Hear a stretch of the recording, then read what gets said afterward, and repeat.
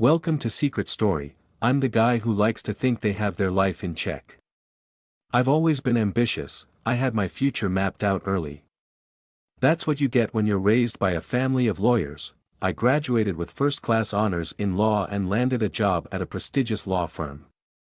Of course, I could stay within the family practice, but that wouldn't have been a challenge. By the age of 32, I'd become known as one of the best barristers in England, an accolade to treasure and wear like a considerable badge. My circle of friends is varied. Some work in the same field, and then there are my other friends, the folk who don't live on the right side of the law. They're not only handy friends to know, they're my bread and butter. And champagne, you see, preventing someone from 20 years stretch in prison keeps me in my accustomed lifestyle. My connections ensure that the streets are still paved with naughty people, but the law is less cut and dried than many think. Some people don't mind paying my fee to ensure their freedom. I don't look like the typical barrister. At least, that's what I've frequently been told by the women I pick up in seedy bars.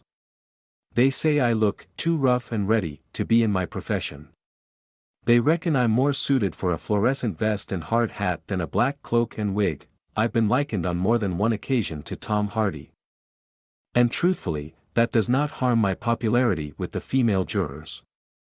I'm not stupid, I know how to play the jury like the proverbial fiddle, and if a bit of flirting and a few intense stares get me, and, more importantly, my client, the result we want, who cares? You like all that pouncing about in a cloak and wig, don't you? My client Dominic said one evening as we drank in a particularly seedy bar in the bowels of Manchester. Court is like a theatre, Dom. I clinked my beer bottle against his. Cheers, what d'you mean? He raised his eyebrows, creasing his forehead with several lines. I took a long drink, enjoying the cold fizz at the back of my throat. I wiped a hand across my mouth and burped. Excuse me. I prepare for court like an actor prepares for the stage.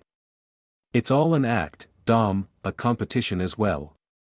I'm not really interested in what crime has been committed. None of us are, not really.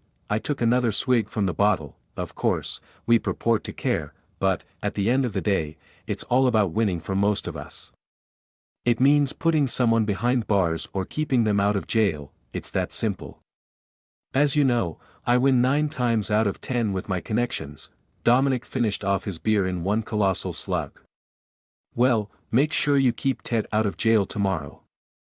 That's all I'm asking because that bitch Chloe Klein has a right old reputation. Don't you worry about Chloe. I said. I know exactly how to deal with her. Make sure you do, mate. Dominic stood up and rifled his pockets for the cash for our next round of beers. I watched him walk to the bar, his body cumbersome, his brain even thicker. The fact of the matter, dear people, members of the jury, and whoever else might be interested, is that Chloe has the hots for me. Now, she isn't exactly pretty, certainly not as pretty as my dear wife, Samantha. Who can resist that? If all I wanted was the missionary and the occasional half-hearted suck, I'd stick with Samantha. My wife is beautiful, sweet, and the quintessential homemaker, but, oh God, she bores the shit out of me between the sheets. And she knows it. She's aware that she can't and doesn't accommodate my voracious sexual needs, so she turns a blind eye to my activities. Well, almost. I'm sure you will agree that this predilection is a turn-on. That evening, after sharing beers with Dominic, I journeyed home, my mind ticking with thoughts of Chloe. I needed to win the case the next day, thus keeping Ted the deadhead out of jail because I had $100,000 and my reputation riding on it. If I lost, my kudos with the underworld would be seriously affected.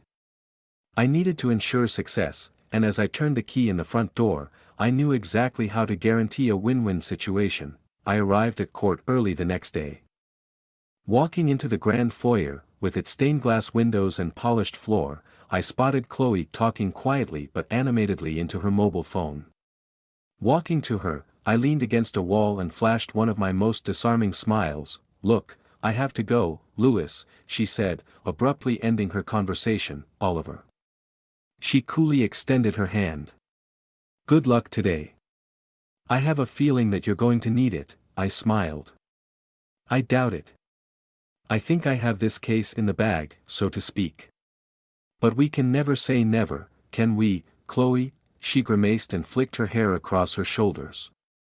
I wish I had your confidence, Oliver, she replied icily. Then again, not all of us take backhanders. Some of us like to win fairly and square and ensure justice is done. Ah, yes. I'd almost forgotten that's why we're here in the first place.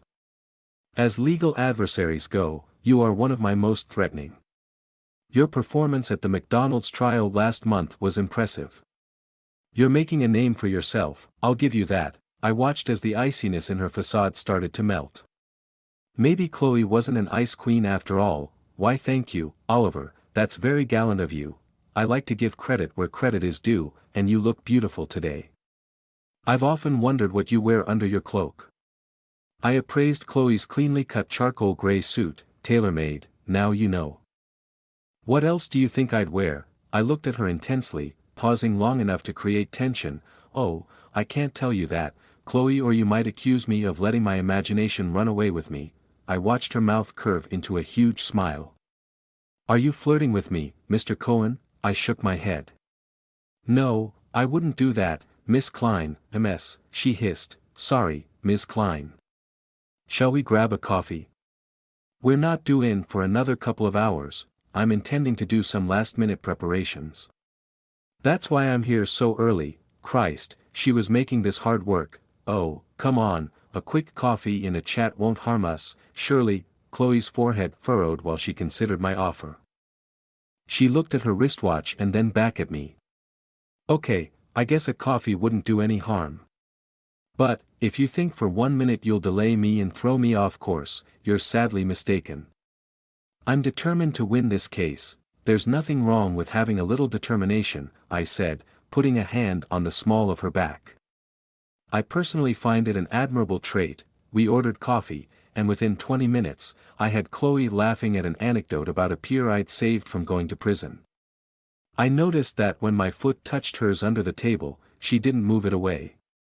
Result, I'd melted her guard within 40 minutes, and she was openly receptive to my flirtatious advances. Perfect. No wine or effort is needed, just a coffee and footsie under the cafeteria table. Can I make a confession? I said quietly, leaning across the table, my fingers linked. We're not in church, Oliver, but go on if you must. Chloe bit on a perfectly manicured nail, her face adopting a coquettish look that didn't suit her. I leaned back in my chair. There, I've said it. Chloe's cheeks flushed pink. I'd never noticed how dark her eyes were until that moment. They were like chocolate buttons, which widened the longer I stared at her. That's very naughty of you, she eventually managed. You aren't telling me that the thought of me has never crossed your mind? I asked. I don't believe that. Time was ticking, but looking at my watch would have been obvious. I surreptitiously glanced at the cafeteria clock. I think probably any woman that has crossed your path has fantasized about you, Oliver. And well, you know it.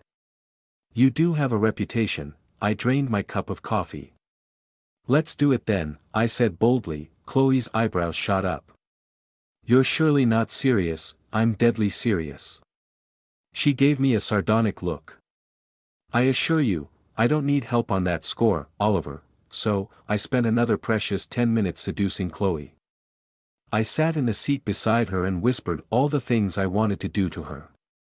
You breathe a word, Oliver, and I swear you are in deep trouble. I reached for my briefcase and stood. I promise this will be our little secret. From the cafeteria, we signed in at the security desk before walking to the chambers, our footsteps resounding against the wooden floor. In the chambers, Chloe turned to me. Right, Oliver, let's get this straight. I like being dominated. As you can imagine, I'm in control of every aspect of my life. I opened my briefcase and took out a pair of handcuffs. I'm always prepared for any eventuality, Chloe. Now, turn around and put your hands behind your back. Let's pretend you've been arrested for being a naughty girl. Chloe's eyes glinted before she turned her back to me. I was hoping you'd say that. Grabbing her hands, I put on the handcuffs. You need to try harder. Please, come on, Oliver, don't disappoint me. 15 minutes later, she'd recovered, and we were ready for court. 6 hours later, I had the result I wanted.